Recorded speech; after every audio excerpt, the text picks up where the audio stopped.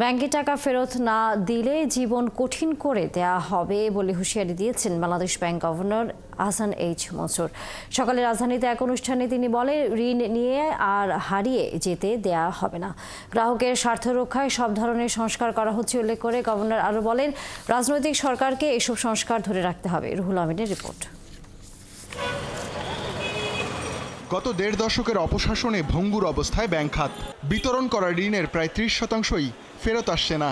ঋণের নামে টাকা লুট করে বড় অংশই বিদেশে পাচার করা হয়। ইসলামী ব্যাংকগুলোকে বানিয়ে ফেলা হয় পারিবারিক সম্পত্তি।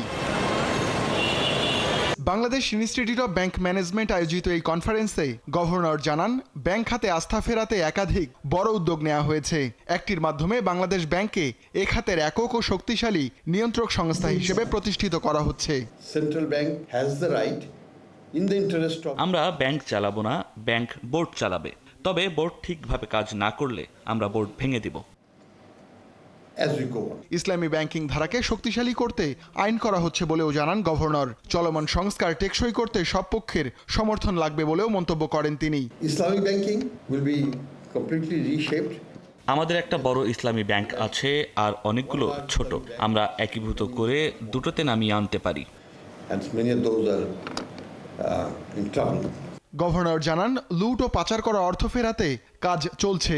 ভবিষ্যতে যেন লুটপাট না হয় সেজন্য দৃষ্টান্ত তৈরি করা হবে। এটা আমাদের নৈতিক ও আইনি দায়িত্ব যে ভবিষ্যতে যেন আর এমন না হয়। যারা ব্যাংকের টাকা ফেরত দেয়নি তারা কোথাও শান্তিতে থাকতে পারবে না। আমরা যতটা পারি অর্থ উদ্ধার করব, তবে তাদের জীবন কঠিন করে তুলব। আলোচনায় ব্যাংক মালিকদের সংগঠন বিএবি সভাপতি বলেন, আমানত বিনিয়োগকারীর আস্থা নষ্ট হয়। নিয়ন্ত্রক সংস্থাকে এমন কাজের ব্যাপারে সতর্ক থাকতে হবে। Our financial sector has certain, Ruhul Amin, ৭১, Dhaka.